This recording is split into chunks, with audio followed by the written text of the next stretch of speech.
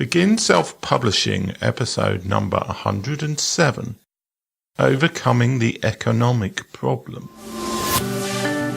Interested in self-publishing but don't know where to start? Want to get your book onto Amazon? Want to hold your paperback book in your hands? Learn how on the Begin Self-Publishing podcast with your host, Tim Lewis.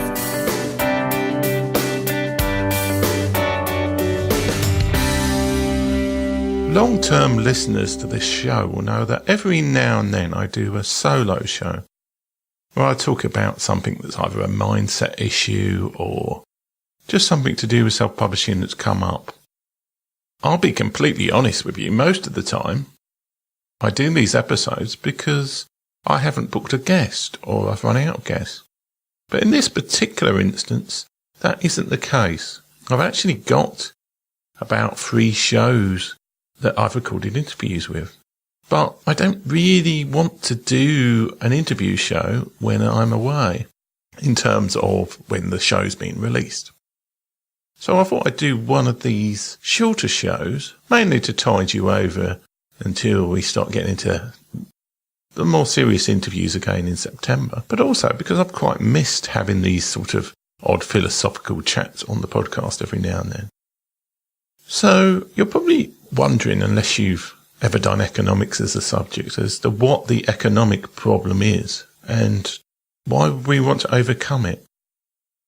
Well, it's a little known fact about me that I actually do have an economics degree. I did an economics degree at the London School of Economics, even though I actually never worked in anything to do with economics, mainly because I got quite dispirited about the subject while I was studying it. To me, economics is in about the same state that medicine was in the 17th century. There are certainly things to be learnt, but there's an awful lot of stuff that people think they know that actually isn't true about economics. But when you first study economics, as I did at what was called A-level in those days at school, the first thing that you encounter is what's known as the economic problem, which is that there are not enough resources to go around. So we've all seen this. There just isn't enough money to do everything we would want to do. But the actual problem is much, much wider than that. Both in terms of time and in cost, there just is not enough resources for us to do all the things that we want to do. And actually, I think this concept is also profound for authors and solopreneurs and people in business in general. The reason why it's important is that we only have a set limited amount of time and we only have a set limited amount of money to spend on things. Even if you're a multi-millionaire, you've still got that limit on time. And even if you have got no job to work on, you've still got that limit on resources and on time. So how do we overcome this problem? Now, something I've been realizing lately is that while I've done all of these great interviews with people, you just cannot do or apply every lesson that you hear from every show. Now, obviously, systems are part of the answer, as we heard with Tony Brown's interview some time ago. If you start systemizing things, then you can take less time and going back over things that you may have got wrong. And again, I talked about this in the episode where I was talking about check, and check again. But even with that, sooner or later we have to prioritise.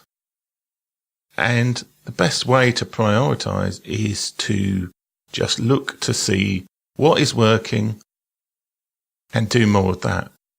Now, that's obviously a lot easier said than done, because sometimes, again, as we've heard in previous shows, sometimes, and certainly this is the case with content marketing, sometimes we can do things for years and we won't see the results immediately. We have to, in some cases, just have faith that what we're doing will show results eventually. But I certainly think even with social media that unless you are in a position where you can pay other people to help you, maybe should be just considering focusing on one network.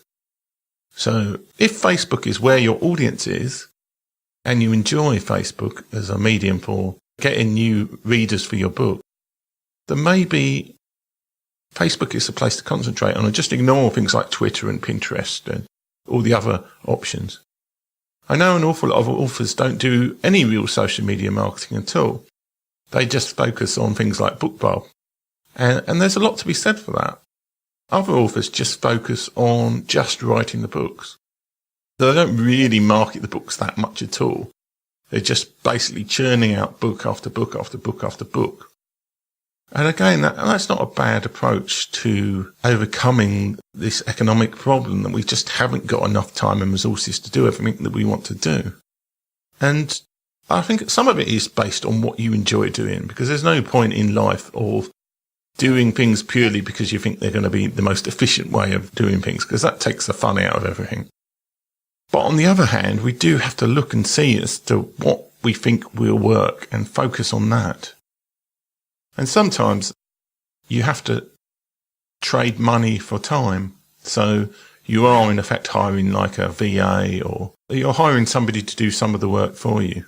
In effect, BookBub actually isn't a prime example of that, where you're outsourcing marketing to another company to send to their list.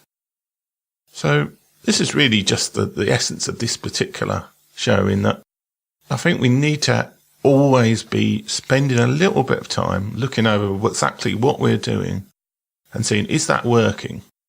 Can we replace that with something else that will be more efficient or more enjoyable, or preferably both?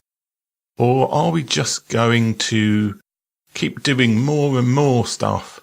And you can cheat on sleep and things like that. But at the end of the day, we have to make an effort to prioritise and organise ourselves as efficiently as possible so we can make the best use of time. But also what you're doing, you need to be assessing, is this the correct thing for me to be doing? Is this a good use of my time? And certainly if you want to do anything new, you should be looking to see what you can drop. So, for example, I'm now moving away from fiction books, but I still need to do all of the work for the pre-orders and the release of my book in September. So tempted as I am to start looking at writing non-fiction books now, I'm probably going to leave that and actually just focus on that until it's finished, and then I can start on the non-fiction side of things. So hopefully this has given you some food for thought in this holiday season in August. And I'll be back with a longer interview show in 2 weeks' time. Thanks for listening. If you enjoyed today's show, please stop by iTunes and rate and leave a review. This helps make the show more visible. For free resources, show notes, and other helpful content, join the community at beginselfpublishing.com.